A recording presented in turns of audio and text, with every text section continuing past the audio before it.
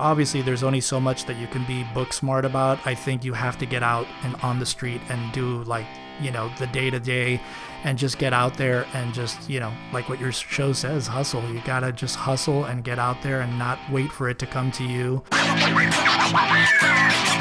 Hello, and welcome to the Hollywood Hustle Podcast, where we bring you the stories and struggles of artists climbing the ladder of success and how they survive the city of dreams, Los Angeles. Hello, everyone, and welcome to episode 19. I am Michael Lutheran. I'm the producer of the podcast. My host, Daniel Tuttle, will not be joining us today. He is actually down in Dallas, Texas, his home state, where he is enjoying a very much needed vacation and spending time with his family down there. The guy works so hard making sure that this podcast happens and also working on his own creative ventures. So Daniel, from me, Team Hustle, and all of our listeners, we hope you're having a great time, and for God's sakes, we hope you're eating some really good authentic queso, because we know you talk about it a lot on the podcast. So I hope you're getting a chance to have some of that and enjoy time with your family as well. For me, on my end, not much to update for now. Just continuing on with classes and having the chance to spend time with some of my own friends out here in LA and getting a chance to connect with them. Going out to see Spider-Man, hopefully, later on this evening. So it's always fun to just go out and see a movie and just going in knowing that it's going to be fun. It's going to be a great time, so I'm really excited for that. Just real quick, some news happened non-podcast related this past week, and Daniel and I just felt that we needed to speak to it. There was an artist who we lost this past week, Chester Bennington of the band Linkin Park. I was so shocked to hear of his passing. Me, like many of you, I'm sure, out there listening, Chester and Linkin Park very much was the sound and the voice of my teenage years. I remember growing up into a man listening to Hybrid Theory and Meteora. Just always, if ever I was in a state where I didn't understand the world around me, Chester's voice and his lyrics spoke to that same exact feeling. And I think that's the power of music. And our guest on the podcast today goes on to say that music is the global language, that we all connect to it. And it has this amazing ability, no matter where you are, no matter how old you are, that it connects with you and that it resonates with you. We just wanted to express most heartfelt grievances and condolences to his friends, his family, and the families of Linkin Park, and just for all the fans out there. It's a terrible tragedy. We just want to put it out there. If ever you need to talk to anyone about how you're feeling, if there's anything feels like you're coming down on you, just please reach out to us here at the podcast. Our email is hollywoodhustlepodcast@gmail.com. You can also contact us on our various social media streams, but we want this to be a resource for artists, not only as a means to show you a potential roadmap for you to hopefully follow and apply to your own success and your own journey, but we're also here to listen. We're here to listen to you. The life of an artist is not an easy one. We are the writers and the expressors of feeling and emotion, whether that's through music or dance or singing or acting, or through the creating a shot through a camera lens. We're all trying to find our way and also express our own point of view as we go on. And so I just wanted to take a moment and just offer you, the listeners, if there's something that's going on with you and that you feel like you just need a voice or someone to talk to seek out support, please reach out to us. Again, our email is hollywoodhustlepodcast@gmail.com. We are here to listen, and we are here to support you. Now, that being said, we do have a musician on the podcast today. His name is Eric Knight. He is an amazing singer, songwriter, musician, business entrepreneur, and overall an artist empowerment guru. He is simply one of the most genuine people I've met here in Los Angeles, and I've had the fortunate pleasure to seeing Eric and his band perform Disciples of Babylon, and we are so excited. All week on the podcast we are going to be featuring songs by Disciples of Babylon, because they have an upcoming album coming out later this fall called The Rise and Fall of Babylon, and we'll be featuring some tracks on the podcast today with their music. And at the very end of this episode, we're going to be sharing with you the entire song called Freedom. It's fantastic. I really hope you stick around. Make sure you get a chance to listen to them and to Eric afterwards. So without further ado, let's jump in. So in Act 1, we learn how unsurprising it is that a son of a longtime musician grew a love and passion for music as well. We learn about the music scene in Miami, how Eric created personas to manage his own band, and of course his love for Kiss, and what Daniel's Dave Matthews impersonation sounds like. Daniel and Eric also discuss Eric's move to Los Angeles and the depression that he faced when he arrived here and going through his own emotional and personal journey, and how his new band, Disciples of Babylon, became his creative vehicle for change and for focus. During all this time, he embraced the do-it-yourself mantra and applied it to his other interests. And since then, he's written a book, he's started his own management company, and a music business network. This man does not stop. So turn the amp up to 11, sit back, rock on, and enjoy our interview with Eric Knight. Take it away, Daniel. I got a feeling, an eerie feeling, that something's going on and I can't help myself. My body's shaking, my heart is breaking. The vibe you're giving me is so frustrating. The promises you break are killing me. You can't keep your words, stop lying to me. My soul can't keep it, sanity that compromise with you.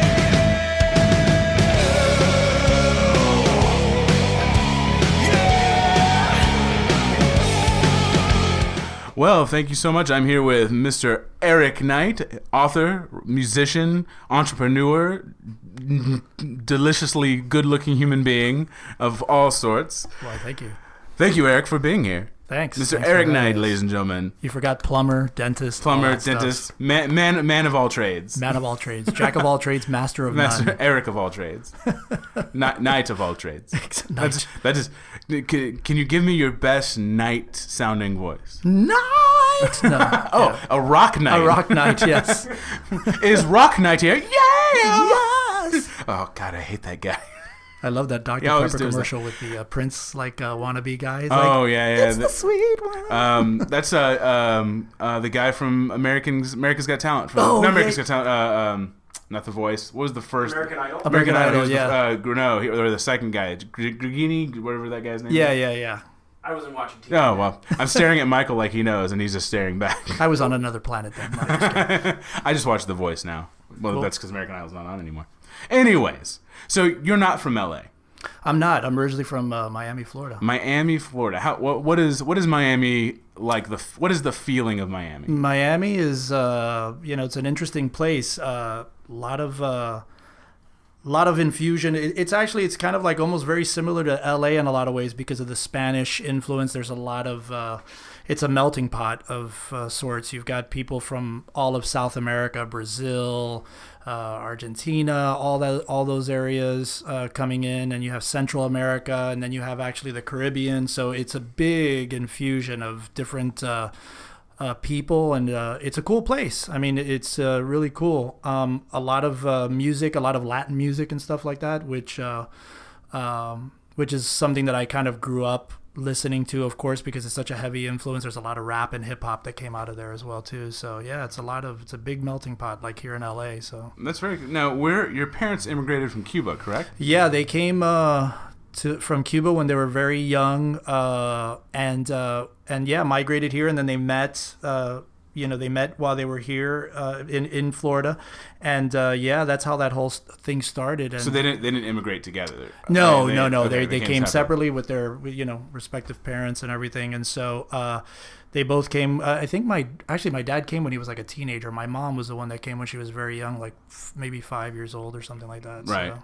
Now they say that old saying, the sins of the father. Not saying your father's sins, but I think that can correlate to other things, like your father's past in general can affect you and affects you in some form of fashion, or inspires you in some form of fashion. Yeah. How has their story inspired you and your music? Well, just in general, Cuban people are just very entrepreneurial and just very like wanting to make things happen, and I think that was kind of something that stuck with me, being, you know, growing up in a household like that. And the other thing I think that they obviously gave to me, which was a big influence, both my mother and my father, they were very musically.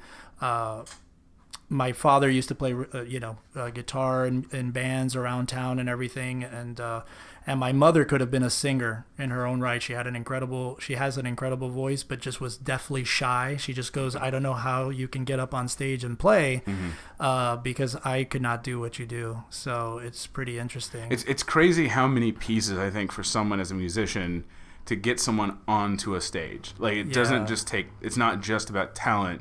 There also has to be this other personality to them that makes them, not that they don't get nervous, but it still makes you okay with being on stage. It's an alter ego. I mean, I'm so consumed with comic books. I was a huge fan of comic books growing up, and, you know, sci-fi and everything. And so I think reading those stories kind of lent into my kind of thing. And I did a little bit, even I've done acting as well too, to a certain degree. And I'd been performing since I was like 6 years old. So it's one of those things where it's like a lot of people, when they'll see me perform, and I think that's just, it's par for the course for a lot of actors and just performers in general, that it's like an alter ego. It's almost like, I know when I get on stage, people are like, I cannot believe that that's you. You just, because I'm so reserved in a lot of ways. And so when I get up on stage, it's just like, what the hell is going on here with this guy? You know? So how was music brought into your life, and how old were you when you started kind of listening to the rock and to other types of music? Yeah, I think it was just like since I was born, because of my father playing in the bands that he was playing with. He played with this band called Shango, which was, ironically, it was a Santana cover band, if you're into Santana. And it's interesting because like years later, Santana actually came out, like maybe 15, 20 years later, came out with a record called Shango. So it was just ironic that the name of the band was Shango. Did he owe you guys money? Do we need to contact? No, the band broke up well after that. But I can remember early on being an infant, just like jumping up and down in the crib, because they would bring me to the rehearsals, and I guess they would bring me like literally into the room, and I just remember listening to this, and I think there's like some pictures of me somewhere that I actually have to dig those up, of me like in a crib just like jumping up and down and listening to this music. So I think it was early on that influence, and I just grew up in a house where there was a lot of music being played. My mother, just a huge music fan, and my father, so I just grew up, just with that kind of in my blood kind of thing. And then it just, expanded on to that. So this is a constant variable in your life. It was definitely a constant thing that was happening. And then it was one day, I think there was a video that I saw of Kiss that came on TV, and I saw these guys like in makeup and spitting blood and fire, and I'm like, what in the name of everything holy is going on here? And I was just completely floored, because they looked like superheroes. And so at that time I was so, into comic books and everything. I was like, man, these guys are like superheroes. And I was like, I want to do that, and before that I wanted to be a football player. I wanted to be like a football player for like the Miami Dolphins. I was like doing the whole, we had this thing called Corey League when I was growing up, and I was in those leagues and playing and stuff like that. So that was like my career path. And then I realized the reality of that and going, no, that's not. I want to wear makeup and sing in a high pitched tone. Exactly, and sing in a high pitched tone and speak of dragons and all that stuff. But yeah, I just realized at that point that's what I wanted to do. And then I remember being like in elementary school trying to put bands together and getting people together, and then we did Kiss for the talent show. We all got dressed up. My mom dressed me up as Gene Simmons with red hair, with this flaming, with like even more flaming red hair than this that I had. And, we made like guitars out of like cardboard, and she wrapped them in aluminum foil. Man, it was just epic. Now, did you actually sing, or was it a lip sync? It was a lip sync. Okay. It was early lip syncing. Yeah. And, lip syncing before lip syncing. Lip syncing was cool. And yeah. And so, and that's kind of what happened. And I just got that bug, and it just carried into present day. That's awesome. Yeah, but it's always nice when I think you can figure out like, this is when I realized I want to do this for the rest of my life. And and especially people that realize it so young and then just don't turn back, because like it's there. Yeah, it's in them. Yeah. Okay.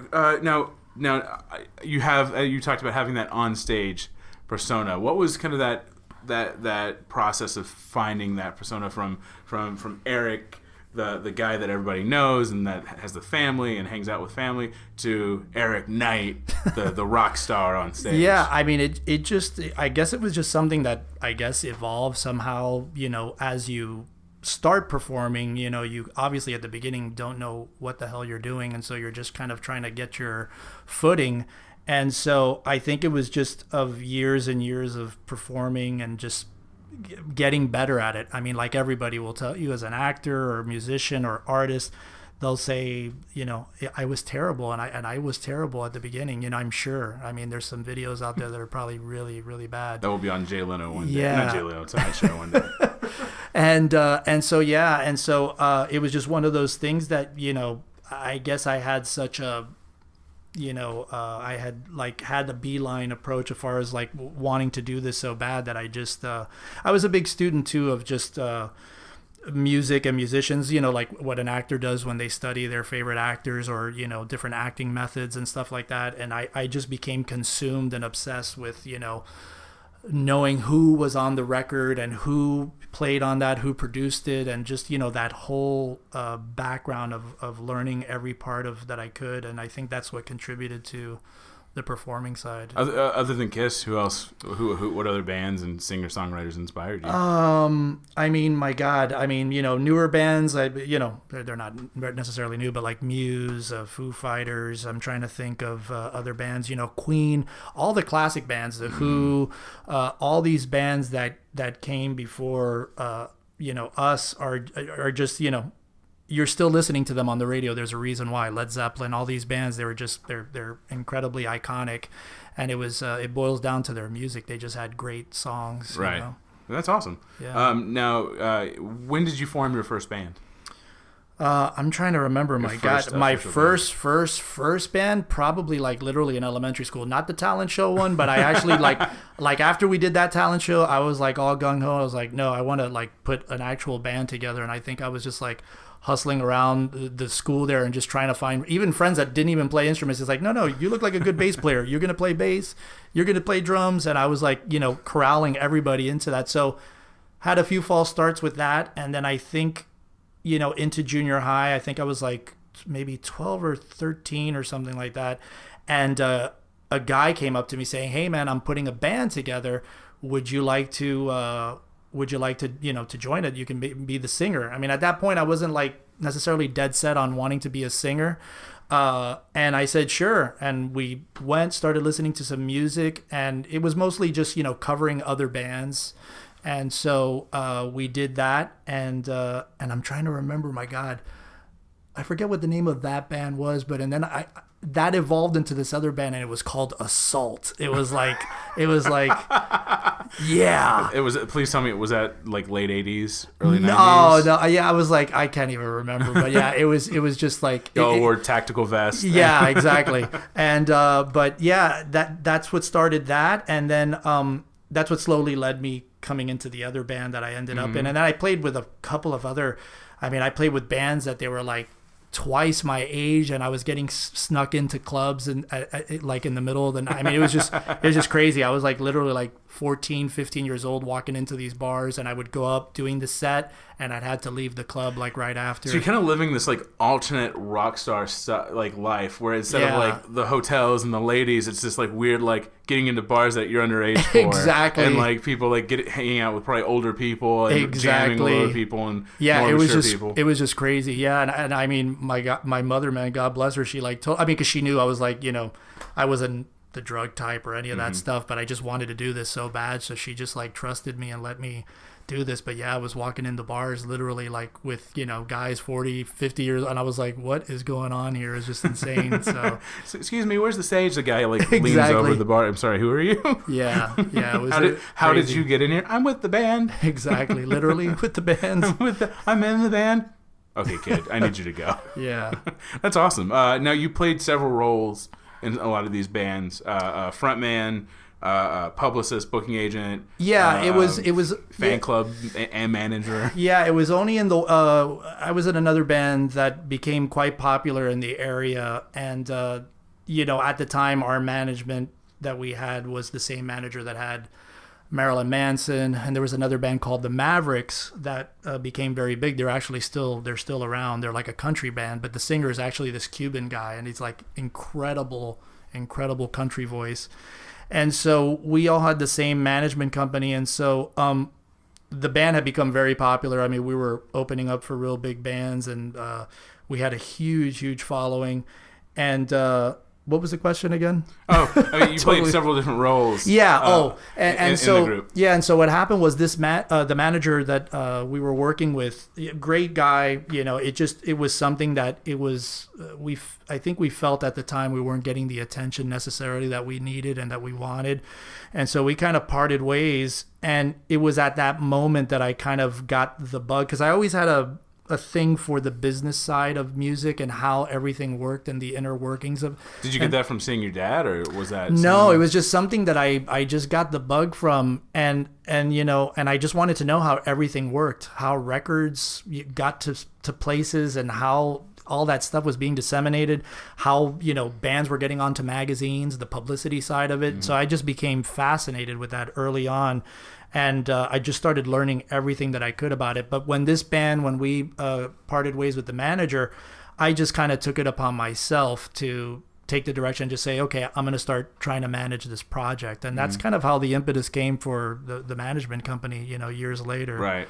I actually used that name back then, and then I decided to use it again. I was like, oh, this is a cool name. Make it into a company. Yeah. So I just kind of want to go through these and kind of like, if you can just get an idea of like what you did with each of these parts to kind of try to make that band successful. Definitely. So you played publicist. What was your what did you do in that role? Yeah, I played the publicist hat. When I was wearing that role, I was putting together press kits, putting our photos together, and can you just kind of go through what a press kit is, just for those that may not know? A press kit. I mean, now you're mainly like an EPK in today's terms. Obviously, it's the same thing, but it's just an electronic form of what would have been a physical press kit, which a lot of people still use physical headshots or whatever. But typically, a press kit would be something that you would have a headshot in, and it would have your bio and then press clippings for a band. Mm-hmm. For an actor, it's probably your headshot, bio, reviews, and maybe. reviews. So it's weird. Actors, I think, and singers have this parallel life that we live, because a lot of the same things are going on, and rejection and everything.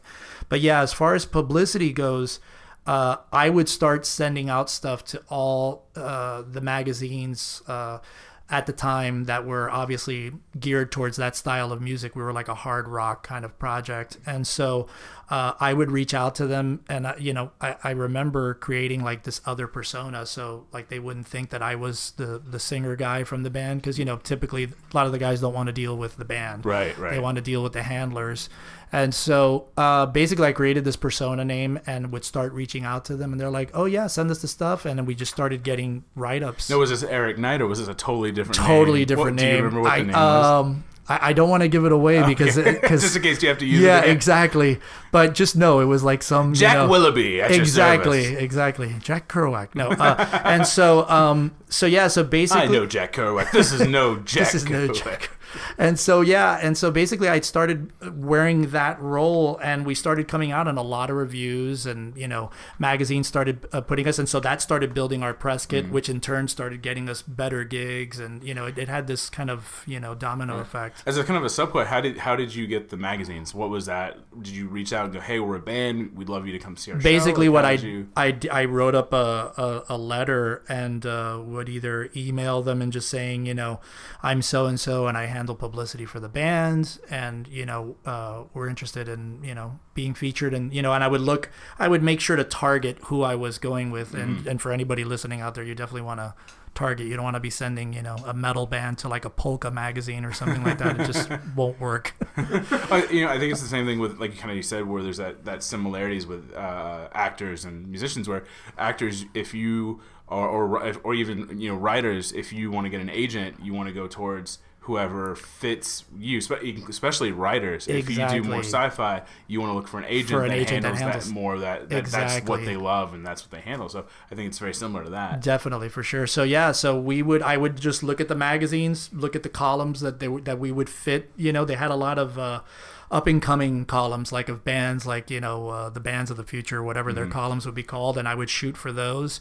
And we ended up coming out in this one really big magazine that came out, and they did like this incredible review, and it was just like, man, it just took off from there for the band. It was incredible how one little tiny blurb could change everything. Skyrocketed. Yeah, I mean, it really changed everything and started building up the band even more. And we ended up getting signed to EMI in Japan, and our record came out in Japan, and I mean, a lot of really cool stuff came out of that.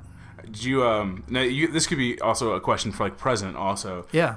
Have you ever had like a really bad interview that when you read it you were like, that's not what I said. I didn't say it like that. Or were they kind of misquoted you? Not misquoted you, but like warped what you said. Yeah, I think I can't remember an actual for instance, but I know that it's happened where I've gone, wait a minute, I didn't say that. But it's weird now because now when we do interviews, they send us the questions, and so we pretty much a lot of the times, 9 times out of 10, we're writing them, and so they just copy them kind of verbatim and they throw them up there. Right. But there has been a couple of times where that's kind of happened, and I'm sure it'll continue to happen at some point. Michael, make sure we edit this down quite exactly. a bit. Make sure, yeah, okay, great. All right, thanks.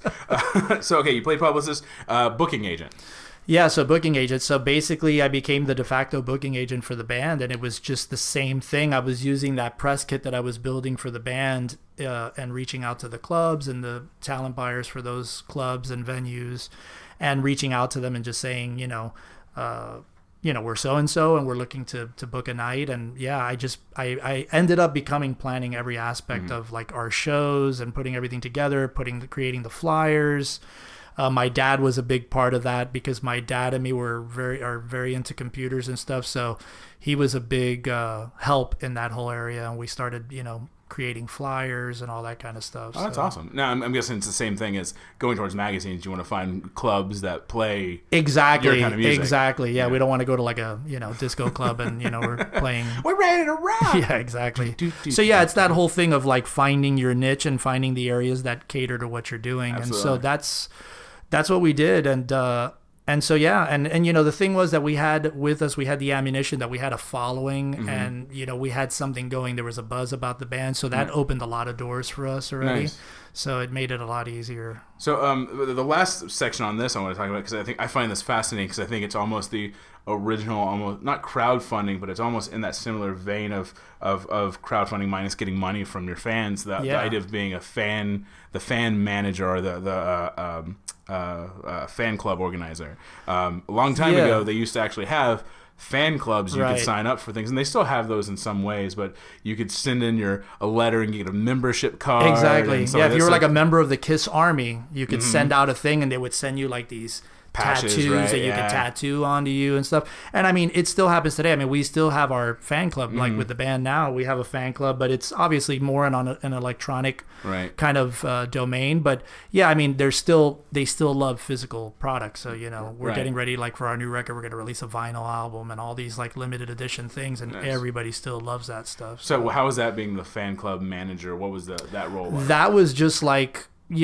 it was the same thing as it is today, making sure, and that was another thing that my dad helped me with, was putting together our database. Like early on, like we were putting our database together on computers so we can mail out things to people, and it's the same thing that's happening today. It's only just in a more electronic format. So I don't think it's been a lot of the same. It hasn't really changed. Only the way that it's delivered. The delivery device, and the way you find it also. Exactly, and the way you consume it and find it. Yeah, everything now is online. You get a VIP blog forum where you can learn how he pets his dog. Exactly. So you have the business side of music and you have the music itself. How do you keep those separate and don't let that become overwhelming, where it just like two piles of clothes just pile? Yeah, it's hard because you're constantly playing those dual roles, particularly now with the new project that I'm managing, that I'm actually in. It's very hard because, when I'll be talking to the guys in the band, it's like, okay, guys, it's manager me talking now. Like I literally will do air quotes and go, it's the manager guy talking to me. And so I get into that business mode and talk to everybody about what's going on and filling everybody in on the day-to-day of what's happening.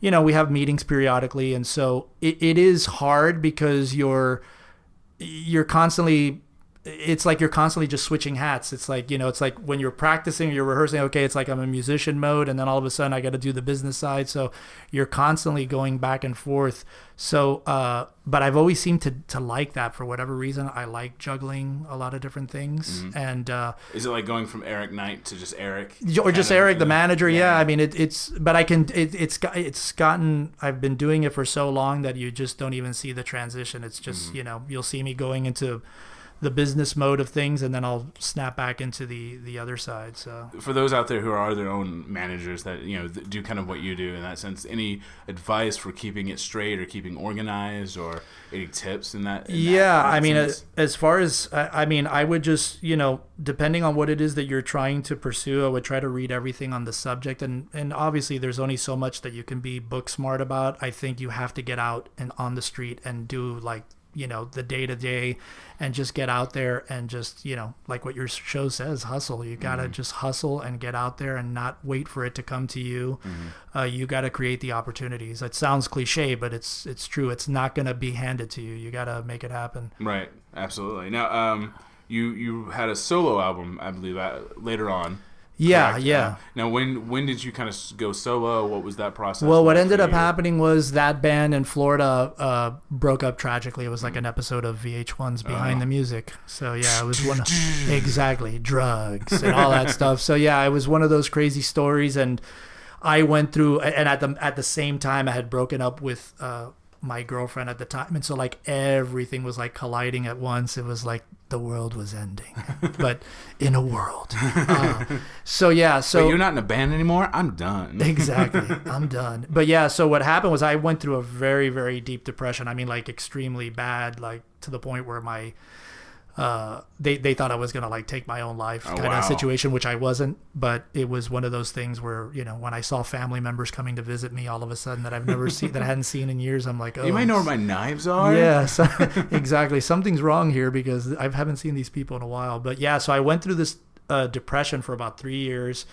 Did not play music. Did not like want to know anything about music of any sort. So it was very, very interesting time. And so what ended up happening was like everything. It was just one day I just kind of woke up out of that coma, and I was like, wow, I still love doing this, and I still would like to do it. I had so much vested into that project that I was in that had fallen apart. That's, and then I lost a friend, and it was just all these things that happened at once. And so I think when I realized that I did want to do it again, I said to myself, well, if I decide to pursue this, I'm going to do it on my own, under my own name, become Right. a solo artist. So, and then it wasn't an ego thing or anything like that. It was just something that I consciously wanted to do because I didn't want it to fall apart again. And I said, well, I'll be responsible for my own ups or downs or my own mistakes or any, I'll be responsible and take ownership of everything. And I don't have to worry about if it completely falls apart. I just keep moving forward. Or if somebody leaves my band, it's fine because it's under my name. I can keep moving forward. Right. So that's kind of how that solo career started. Did you go by Eric Knight, or did you have kind of like a dashboard confessional type thing? Oh, no, versus- it went under Eric Knight. I just decided to make it easy, so I just went under my name and released like 2 solo records that did actually pretty well. And the cool thing is that I was in a little bit of a position because of the band being so popular. A lot of people wanted to hear what it was that I was doing. Right. So that created an early interest. So I kind of had like a head start on Right. things. And then putting the band together that I did there, a lot of the people around town there wanted to play with me because of the reputation of the other band. So I was Right. very fortunate that I was able to kind of, when I decided, let me, get this thing going, it was relatively quick to put it together. What was it like coming back after like that 3 years of kind of being away from it? How did It was scary because, now you're doing this under your own name. So like everybody is like obviously now going to look at this, under your name and if it sucks, it sucks. And if it's good, it's good. And so, but that part excited me about it because it was like, okay, I'm doing this now and I'm taking all the risk in this. So all the risk, all the reward or the failure or whatever. And it turned out to be good. I mean, it got favorably reviewed. The video got played on like MTV2. I had a bunch of really cool things that came out of it. And, what were the names of the 2 albums? The first one was called Near Life Experience, like, you know, the whole idea of near death experience. Right. And then the second one was called Fractured Fairy Tales. Okay, gotcha. Yeah. I actually just listened to Fractured Fairy Tales Oh, on the cool. way here. Oh, and nice. It was awesome. Oh, cool. I really Thanks, enjoyed man. it. Thank you. There was a lot of good songs in there. Cool, man. Yeah. What I'm trying to think how to say this. You were able to open for obviously several bands from that. How did that come about? I think Dave Matthews Band was one of them. Yeah, ironically enough, Kiss. When How was that like? Yeah, it came full circle because it was like, you know, after saw you listening on to this TV. band, yeah, and I saw them on TV, and just it was just like surreal. And that's when they got back together. That was like their reunion tour. I think it was like 2001 or Was something. it the first reunion tour, third, second? Yeah, their 50th. No, it was the first one that they had done when all the original members. So I actually got to play with all, you know, that's on awesome. the, and so that was just a mind blowing. I didn't get to meet them. I've met them several times in my life. I was going to say, you didn't get to meet But I didn't them? get to meet him that night because it was just so crazy because us opening, and there was another opening act after. It was just mayhem. Was this So- during your solo? This is during my Okay. solo things, Gotcha. yeah. Okay. But it was so rewarding for me. Just was like, my God, I can't believe I'm playing with these guys that were like my heroes. Right. So take us. So Dave Matthews was one of the people you opened Yeah, for. Dave Did you get to Matthews. meet him? when you I got to meet him very briefly. Really cool guy. I've met him before too, outside of that night. But incredible guy, incredible music. Right. I mean, just So nice to meet you. Is that how he? I'm just, yeah, I'm just he guessing that's greeted how me just like you. that. Yeah, exactly. Shoobity-bop-bow. Exactly. So take us backstage. So you're backstage. Did you have your own kind of green room at one of these? Yeah, I events, or mean, did these you- things were not. Yeah, I mean, it wasn't like they were rolling out the red carpet. It was just one, and it was one of these things that I kind of hustled to get Right. I was onto about to the. ask how they came about. Yeah, they had a thing where they were having these secondary things where they would have they were looking for local openers for some of these events, and so. Luckily, I think I knew one of the guys. I can't remember how it occurred, but I remember that one of the guys that was at the venue was the guy that, and I said, "Oh my God, I know this person." So I told him, "Hey man, I'm doing my thing, and I would, love the opportunity to do this." And they told me, "Yeah, let's do it." And so it was one of those things where it was serendipitous that it happened, and I was just like, "Oh my God!" And so I ended up getting a few other times to open up for these other acts, and it was incredible. That's fine. Who was your favorite? I mean, I know, other than Kiss. Yeah. Who was your favorite so far to open up for? Or to play with, or It just any time in my life. Yeah, anytime. I would, my God, I obviously when I the was 13 Kiss. in a bar. I think Aerosmith was cool. I got to play with Aerosmith, was really cool. I mean, that was a cool. I mean, they're just a legendary. That's Yeah. like And I hear Steven Tyler is like incredibly generous and yeah. nice. I've met him as well, just not at. It's weird. All those events that we played at, didn't meet them there, but I got to meet him in other Nice. places. But yeah, I mean, Aerosmith, they're just what can you say? That's You hear American. that name, yeah. It's American rock and roll Yeah, personified. Those absolutely. guys. So when did you move to Los Angeles? Around 2006, I believe, from what I've heard. Yes, 2006, but I was coming even earlier than that. When I started doing my solo thing, I was thinking about putting a band together. This is before I decided to move here permanently. And so what happened was I would fly kind of back and forth and put these auditions together where I would come, fly in, do the auditions, audition all these guys, decide who it was, and then put the band, like my LA version of the band there. At that point in Miami, things were already kind of winding down for me. I got to a point there because, and don't get me wrong, I love the music because I grew up in it, and I'm Latino and all that stuff, even though I look completely gringo. They always tell me, you've got the white privilege. No, I don't. But it was interesting because I got to a point there where I broke every glass ceiling that I could in Miami, being a rock. If I was doing Latin music, I would have been in the absolute mecca because so many acts and artists have come out of that. Bras area. flying to the stage would have been happening. You would have been just Exactly. all over it. So, but since I wasn't, I realized, I kind of did everything that I could do, and I just knew instinctively that it was a dead end to stay in Miami. I would have been trapped, and it would have just been like nothing would have come out of it. So I realized I got to get the hell out of here, and I just decided I'm going to go to LA. And it was like literally from one day to the next, I just made the decision I'm going to do it. And I should have probably come here even earlier, but it just, everything happens for a reason.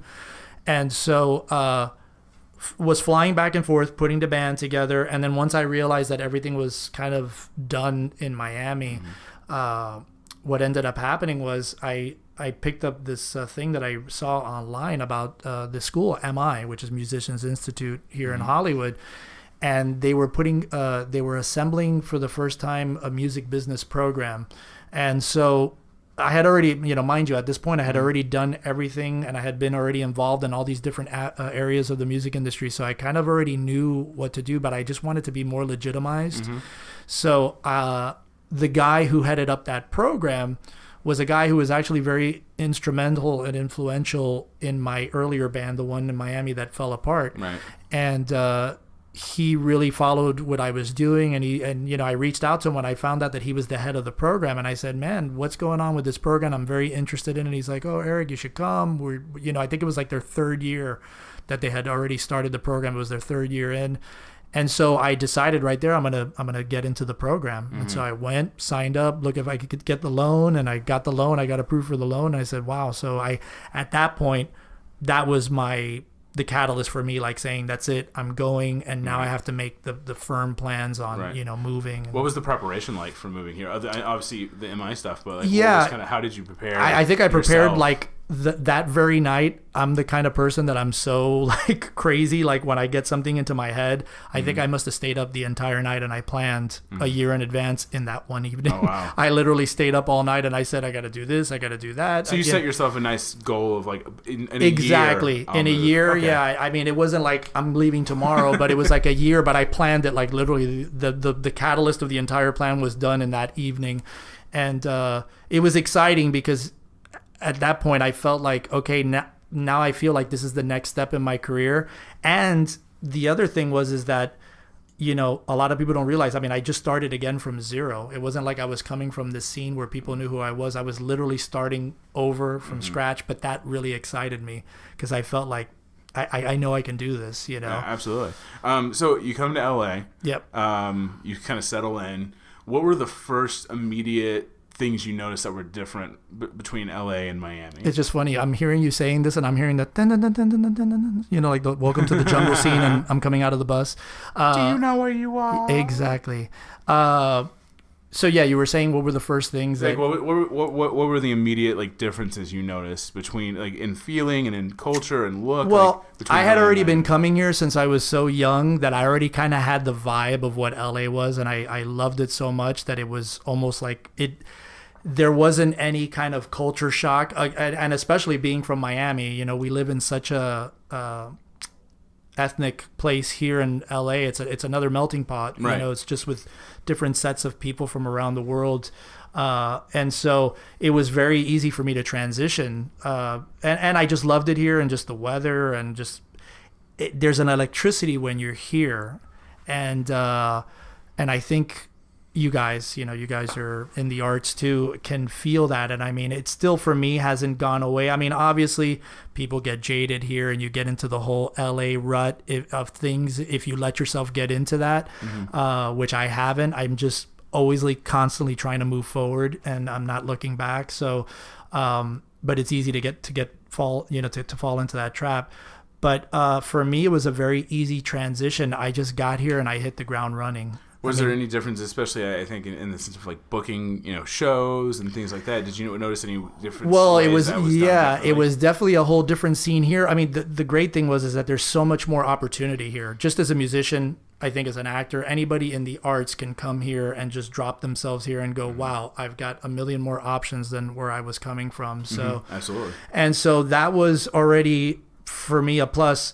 The obstacle was that I was starting from zero again. So nobody really know who the heck I was, and so I was basically starting over and building that whole thing up again. So it was hard initially. I mean, I was just you're running into those stumbling blocks and trying to book shows, and then you find out, oh, it's pay to play here. You have to pay to play your shows, and I was like, oh man, I'm not going to be doing that. And so it was just taking the tools. It was almost like I was in college when I was back home in Miami and with that band and learning everything. And then here I graduated university, and now I'm out in the real world. So that's kind of like the approach that I took of, how I approached it here. And you moved here by yourself, correct? Yeah, I moved by myself. How was it like? Did you ever feel sometimes just kind of lonely and just feel like? I definitely had. There was a moment when I was finally settled in here, and I think that this is another tragedy, another tragic moment in Eric's life. Another girlfriend dumps Eric. Yeah, so it was one of those situations. That's if you're counting at home, that's 2. That's 17. No. By that time, that's 25. Yeah, exactly. But yeah, so it was one of those times where I had just broken up with the person that I was seeing at the time, and I'm a very super family oriented person. I love my family and stuff, and so what happened was when that time happened, it like hit me all at once. At first I was like all fired up and everything was cool, and it was just like from one day to the next it was just like depression set in. It was just like really bad, and I literally almost packed my bags and went back home. Wow. I was that close to going back, and just something happened the day that I was thinking, I'm like, screw it, I'm gonna go back. And something happened. There was something that came up with a gig, or something happened. I can't remember. Dave Matthews song came on exactly, radio. And I started, and I was tearing up, and I was like, I got to do it for Dave, and I did it. Thank you, Eric. Exactly. Yeah. So it was something that happened that day, and it just jarred me back into the reality. I'm like, no, this is why I came here. Why am I going to go back to Miami? It's like there would have been nothing. I mean, I love Miami. There's a lot of things that I miss about it, but it would have just been such a cataclysmic failure for me. So there was something that just triggered in my head, and then I just snapped out of it, and it was like I was cool. Gotcha. Okay. I was running up the steps, and it was bum, bum, bum, bum, bum, bum, bum, bum, bum,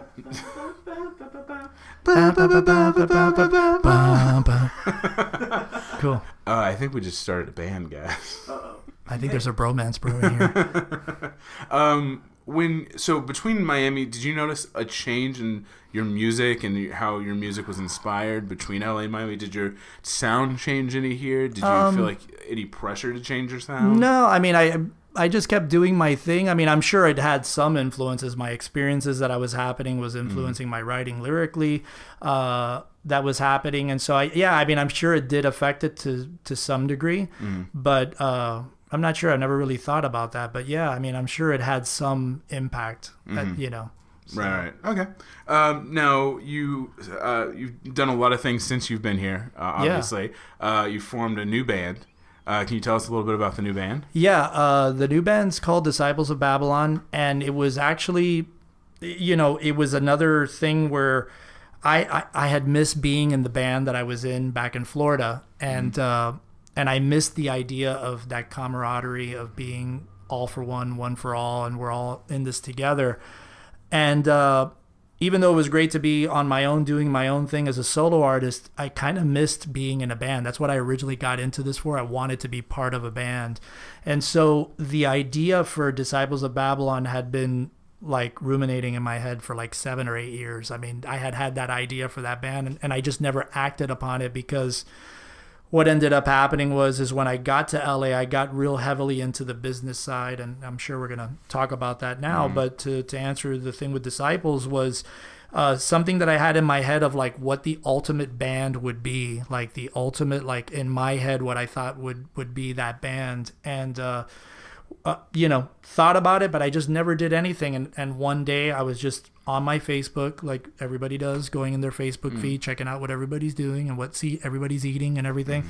And I pull up this video, and it's this guy, which became my guitar player. And he had this video that he played of him doing, like from his apartment, just playing like this guitar solo from this band. And I was just so floored. I was like, man, this guy is incredible. I mean, he had the feel, but he had the look, and I wanted this to be, again, the ultimate idea of what my band of a band would be.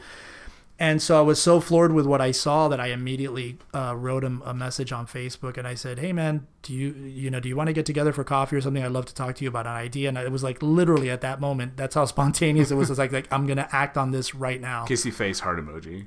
Exactly. And that's how it started. I just watched that video, and I'm a very kind of I think I've got that from my mom. She's very I think all our moms are very have that intuition, that motherly intuition, and And I just, at that moment, I just knew, I go, this is the guy. And I already knew, I can already envision the end result, that we would be playing in front of a lot of people. We would be writing great songs together, and it just happened. And then, we had our meeting, and I told him, look, I'm wanting to put like literally the biggest band in the world together, and, rattled off my influences and told him, my ideal thought of what the band should be. And he was like, man, I'm totally on board. Let's do it. And then that's how the whole thing started. That's fantastic. Yeah. To bounce kind of off that, I think I asked this earlier. Solo and band. It's kind of a two-part question. So the first part would be, what in your experience, what are the main differences for you in dealing with a band and being in a band, and then doing the solo stuff? Like, what makes it easier? What makes it harder? I think the biggest difference is that the solo artist, everything is riding on your shoulders, as opposed to a band where you're kind of sharing in that responsibility to a certain degree. And then I think, the same thing with the performing side of it. The hardest thing is that you have everything riding on your shoulders. It's your name on it as a solo artist. So if you suck, it's like, wow, that guy really sucked, or, versus the band of the band. So it's one of these things where I think it's a lot more pressure, because you have a lot more to prove. Right. Okay. So the second part of that is focusing more on the band aspect. Talk to us about like being in a band, like living in the band, like the intricacies, the difficulties, the good times, the bad times. Like, kind of walk us through like what is that experience like? It's the cliche things that you hear every band member or musician talk about. It's like you're in a marriage. It's like you're in a relationship with like 2, 3, 4, whatever, how many people are in the band. And the fortunate thing with this band is that everybody, thank God, is such a good person. They're such good people that it's been an absolute pleasure. And that was one of the things going into this, is that, I learned so many things from the first experience of the band that I was like, man, I will never do that again. And of course, you get a little bit older and you have more experience and all that stuff. And so it was like, what would I not do with this project? And so it's been an absolute pleasure. Luckily, they're these guys are just real easygoing guys, and we just all want to play music and just want to get up there and play. So, but the intricacies of being it is that you're constantly having to think about everybody. So me being the manager and the guy in the band, it's you're constantly trying to make sure everybody's happy. Everybody's I really made an effort with this project, and to make everybody have a voice in this. This is not about me. For me, it's more about them. I want this to be more about their experience, because these guys are, a couple of them are immigrants themselves. They have come to risk everything to come to this country to play here and to live their dreams. So for me, it's almost like this thing that I want it to be successful for them, more so than for me. Absolutely. So yeah, I mean, it's a thing of every day. It's just a new learning experience. I mean, obviously, there's disagreements and things like that, but for us, it's just been it's been so different. I just cannot tell you how fortunate I am to be playing with these guys. Do you have a particular way of handling disagreements? Do y'all just sit down and kind of discuss it, or is there like a majority vote type thing? We sit down and we discuss things. I mean, and we've had a couple of heated things that have happened, but it hasn't been like this, like, dun dun dun, the band is over. It's been been kicked over a music stand. Exactly. And walked out. Like, screw this, man. I'm going solo. Exactly. You already did it. You already did it. I'm like, oh yeah. I'm doing it again. I'm doing it again. You have disagreements, and it's just a fine line. I mean, we're all adults, and I think all the guys are at points in their lives where, like I said, we just want to do music, and we know that we have something very special with this project that's happening. I mean, there's actually something that's tangible that you can sense is happening. So I think that's what's, keeping us together, and everybody loves each other in the band. I mean, I have nothing but like the utmost respect. These guys are like some of the most amazing musicians I have ever played with in my career. They're unbelievable, That's and they're just fantastic. good people. So it's like a bonus when you have not only great people but Right. great talent. You know. That's fantastic. Yeah. I want to talk about Persistent Management. Yes. That's your management company. You like that name? It persists. Persist. No, you're gonna play. You're gonna play. And You're gonna play keep tonight. playing. Exactly.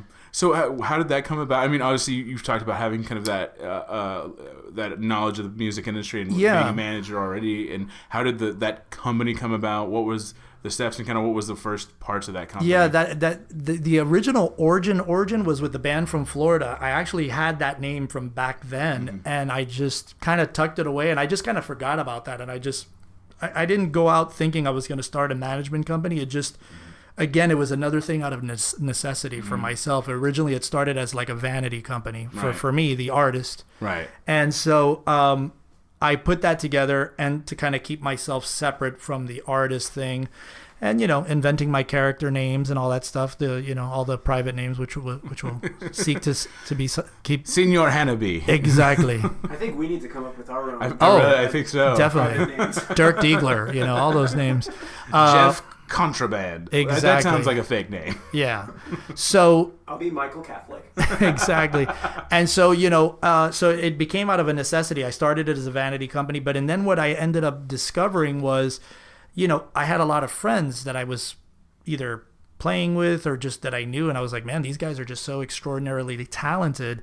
And, me, when I was coming up, I didn't have that person that would guide me or that was telling me, hey, you should be doing this, like a mentor, and so I felt like, wow, I think I get excited about taking something from nothing or from where it's at currently and molding that into something that is greater than what it was, Right. bringing it from point A to point B.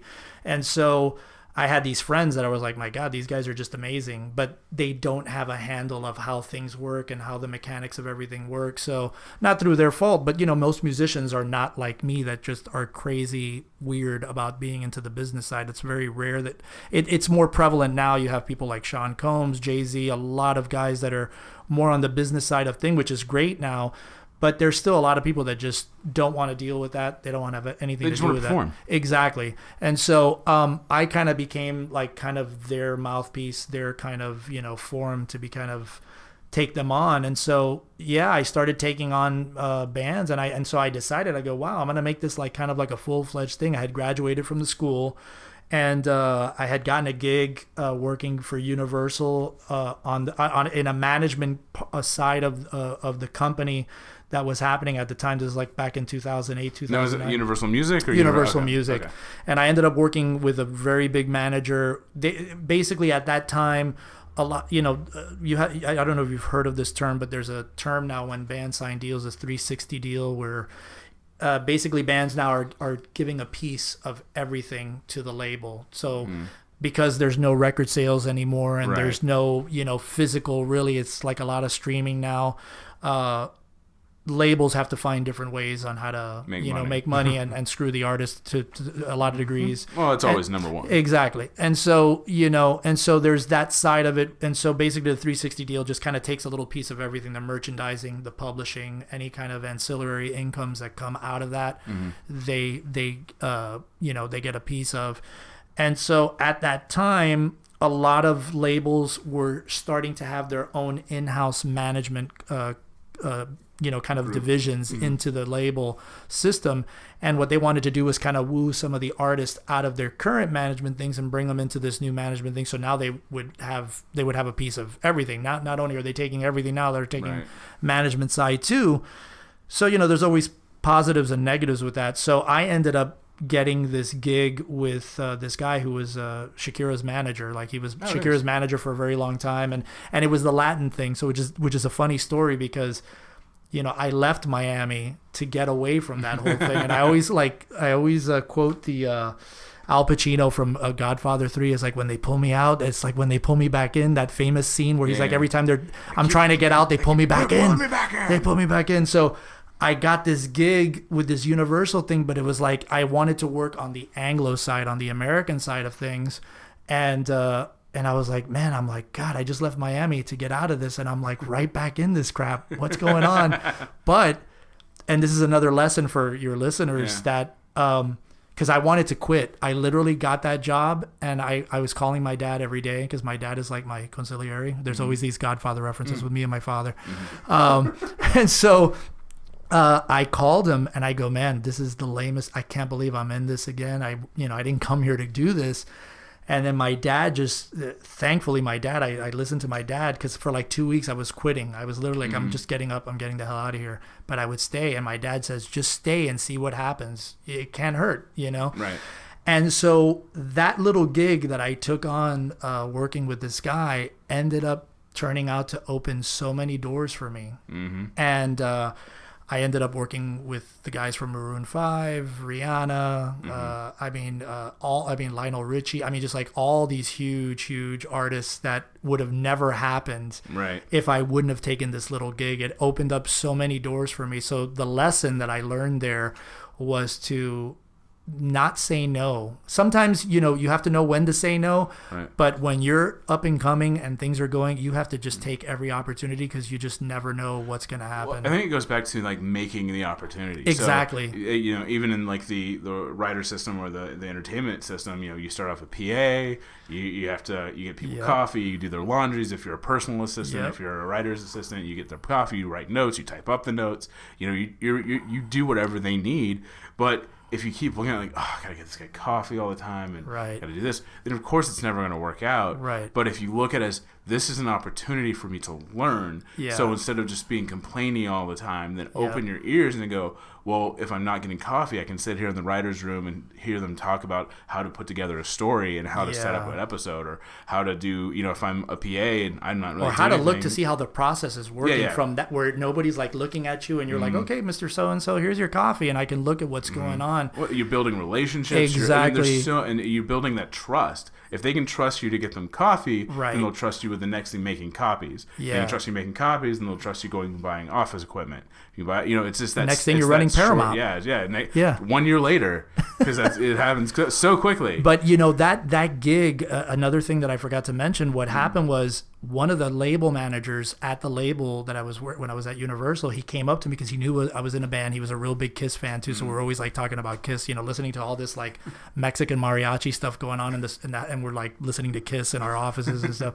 I thought you were gonna say Mexican mariachi covers of Kiss songs. No, which are incredible. If you hear Metalachi, have you ever heard that band? No. They do all these like crazy. I have to find that. You gotta look them up. Fantastic. Metalachi. But so what ended up happening was the label manager came up to me, goes, Eric, you're a musician, aren't you? And I said, yeah. He's like, can you put a band this is just completely random. They said one of their artists is coming from Spain that had just released a record, and they're doing a promo tour, and we need a couple of musicians, and can you put this band together? And I was like, oh man. And so that's what I do. That's what I do, dude. And I literally got on the phone and I called my roommates, which were the guys in my band of my solo band here in LA.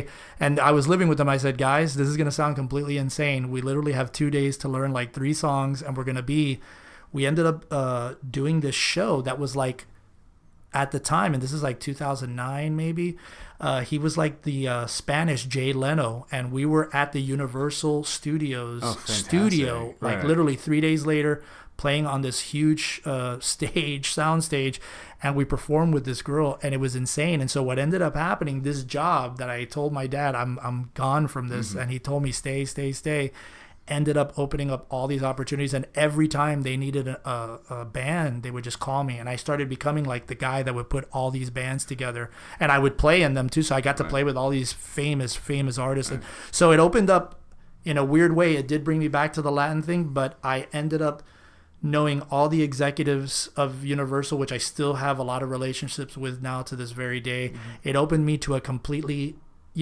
separate genre from the genre that I've been trying to have success in. Right. So now it's like it's opened the windows of opportunities, and they've kind of mishmashed in weird ways too. So again, don't say no to an opportunity. Don't be like me that wants to run away, because I almost did, and it changed. I mean, that changed everything. I mean, to this day, I still get calls for things, so it's really cool. That's right. Now, how many bands do you manage right now?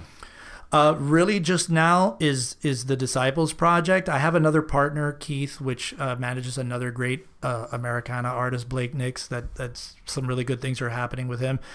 I kind of toned. I kind of the roster kind of trimmed it down because of the things that were happening with the band. I decided, because I'm so conscious of like not wanting to waste people's time, that I would hate to take on a project that I couldn't give my full time and energy to.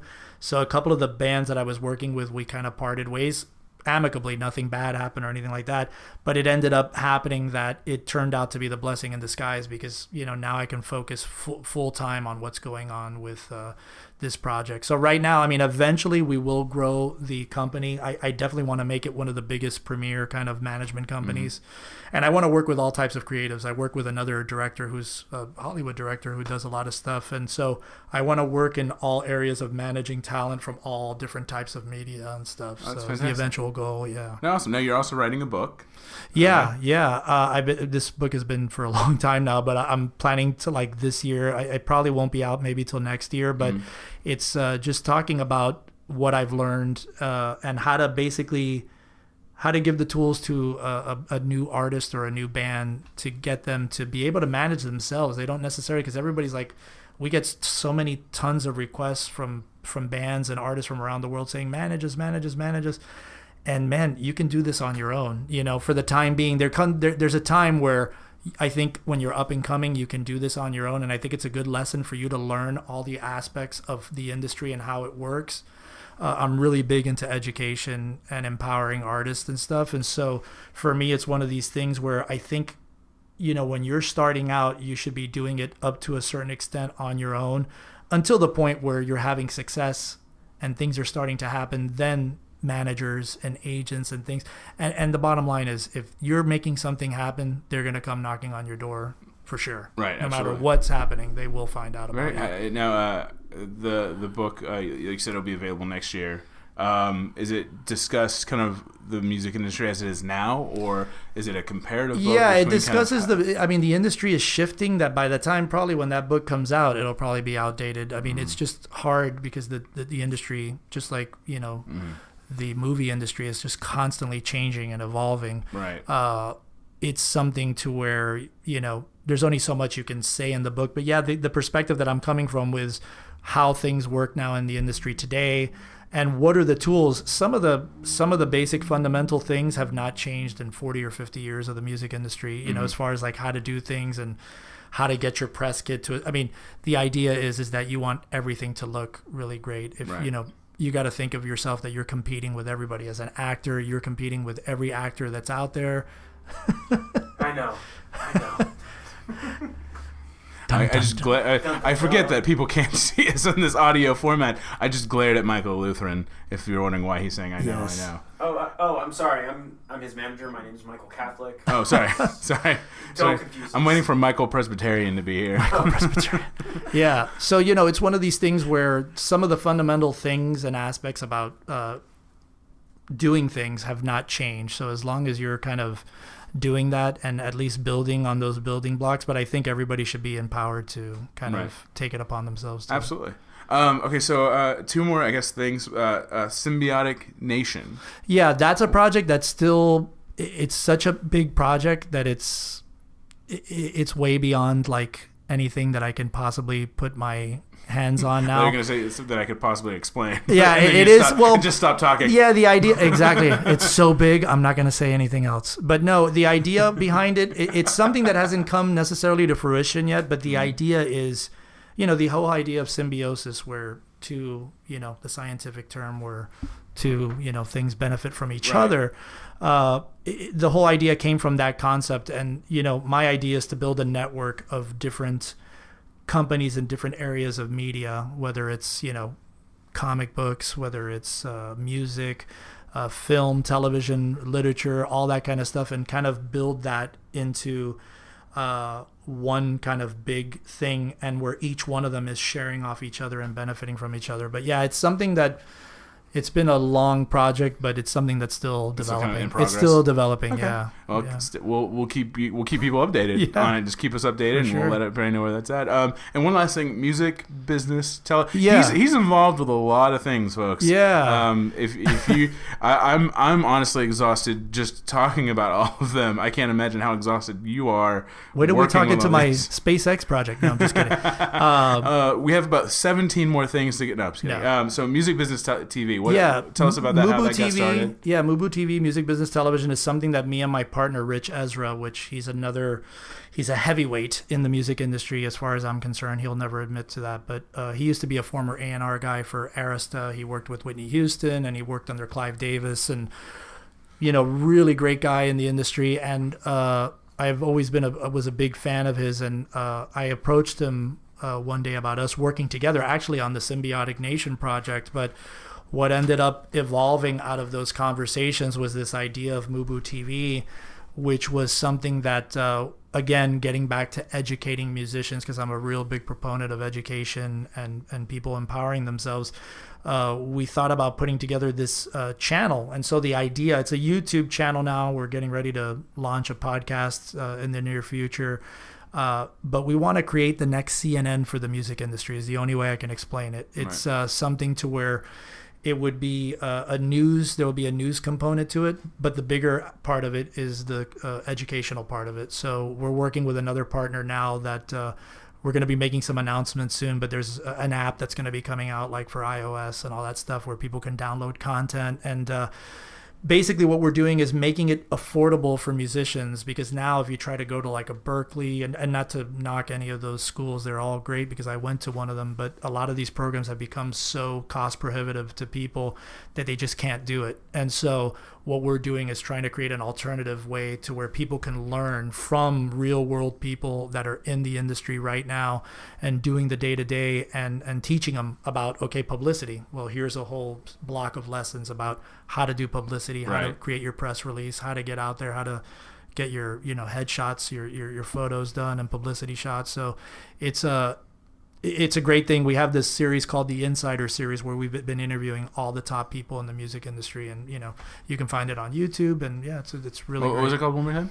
Mubu TV music. The Insider Series, and basically it's almost like it's almost like, if you can think, but it's not James. He reminds me of James Lipton because he's just very well spoken, and he's a huge movie fan, my partner, and so he does most of the interviews. This is like our 7th season now that we've had. So we're getting ready to release a bunch of new videos, and so there's a few videos that I've been involved with interviewing a lot of the guests. So I got to interview a lot of people in the world of rock and hard rock. We got to interview like guys from Linkin Park and all that stuff. That's fantastic. Yeah, so it should be really cool. That's going to be coming. That's soon, awesome. So, So to kind of wrap this section up, we'll break this kind of question up in 2 questions. Any tips for people wanting to get in the music industry as performers? Any kind of last minute second tips? Yeah, I would say just network like crazy, and the minute, depending on where it is that you're from, you don't necessarily have to come to LA. For me, it was what worked. There's bands and artists that are getting discovered from everywhere, but I'm from the school and ilk of people going to where it's at. And either if you're doing country, you go to Nashville. You can go to the music industry if you're doing pop as well too, or rock in New York. But LA is where it's happening now. A lot of people, I know a lot of things happen too in cycles with actors where people were moving to New York a lot. It happens all in cycles. Now we're in this cycle where everybody's coming back to LA, and I think even for movies and stuff, you guys are having a big resurgence because they're making it more friendly for people to get kickbacks for their movies and stuff. So I would say network like crazy, collaborate with as many musicians as you can, and network, because you never know who that person's going to be. They could be running a label, or the band could have gotten signed, and you could be opening up for them on their tour. So I would just say network. Absolutely. And for those wanting to get in the management side, any tips for them? Yeah, the same thing. I would just read there's a lot of great books now on the subject to where you can read, and there's a couple of networks I know here in LA. that they have events for managers and stuff like that. And so I think it's just, it's just educating yourself and just consuming yourself with it. And I would say read Billboard, all the trade magazines. And there's a lot of stuff that you can get online now too. Lefsetz's letter, Bob Lefsetz. I don't know if you guys have heard of Bob Lefsetz. He's a real big influential guy in the music industry. He writes these pieces that just talk about what's happening in the world of music, film, everything. But he's a music business guy. But this guy just really writes some really great stuff. And what's his thing called? Bob Lefsetz. Okay. And the name of the piece that he writes is the Lefsetz letter, and you can sign up for that online. Oh, fantastic. Do you mind staying for a little bit longer? We can chat about LA. Oh hell no! I'm leaving right now. I thought we really had something. This is chapter 1. I thought we had like 9 more to go. Did I just get broken up with? You did. Did the Eric bromance just is break over. up with? Guys, I can't. I didn't know. Cue breakup song. Cue breakup song. No. Michael, why are you leaving too? No, thank you so much for hanging out and talking about your career and where you've been and where you're going. I truly appreciate that. And thank you guys for what you guys are doing. I think this is a great show and a great way to kind of get the word out for people. So it's thank you so much. We'll hang out. We'll talk a little bit longer. We'll come back with that. But for right now, back to Daniel and Michael in the studio.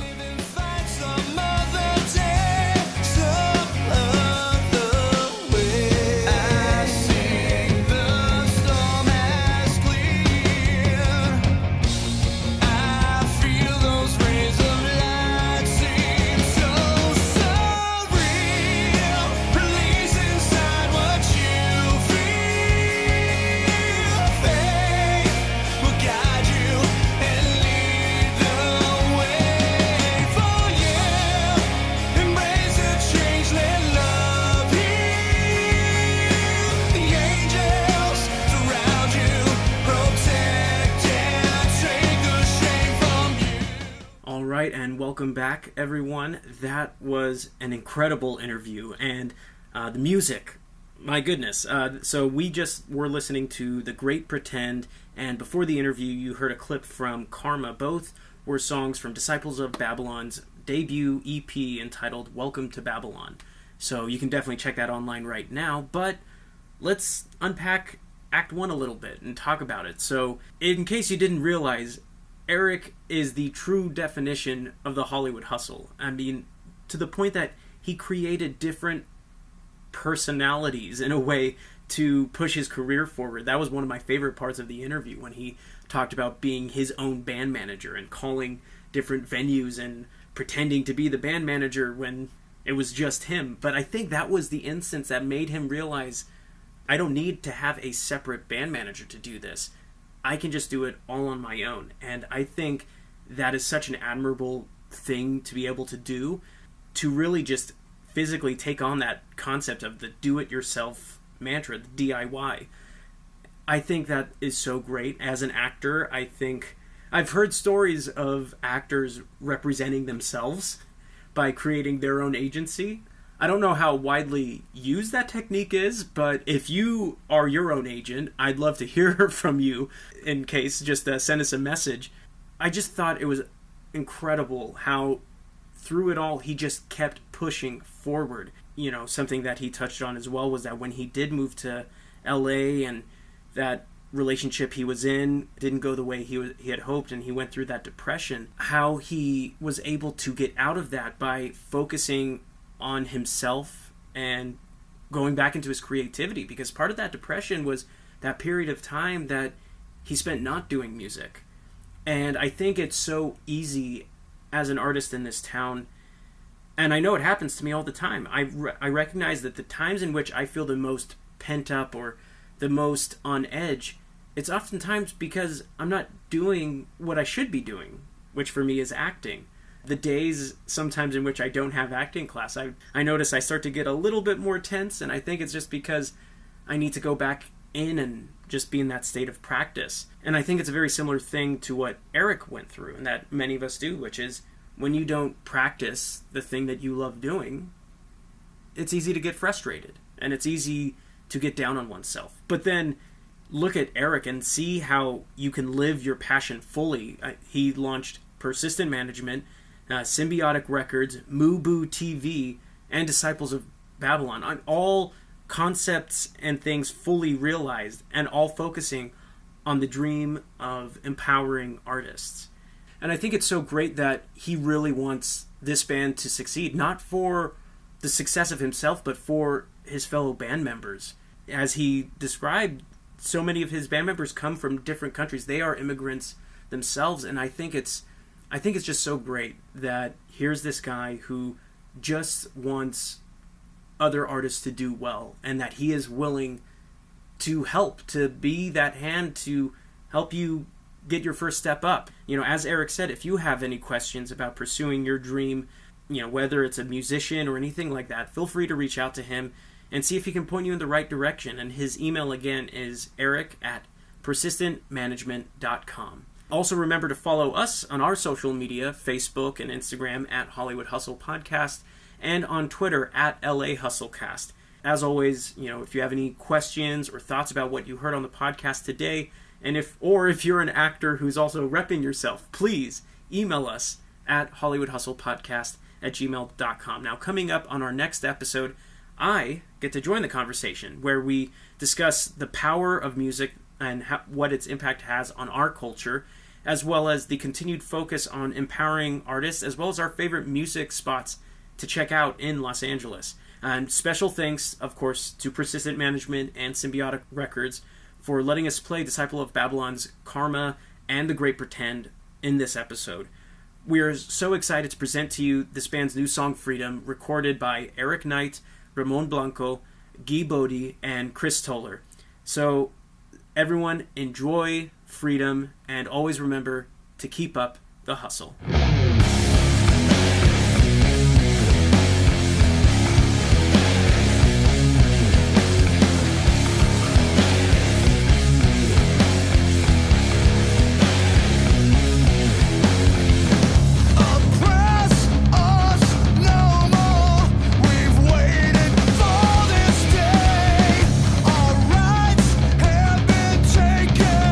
Your rule is coming to an end.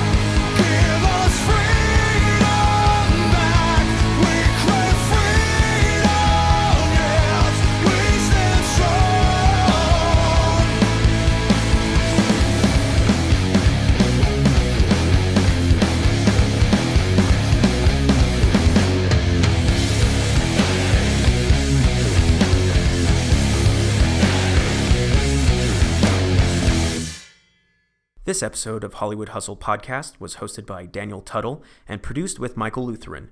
Kel Tarados is our sound engineer, and Mike Tobias edited our website. For more information about the show, visit our website, HollywoodHustlePodcast.com.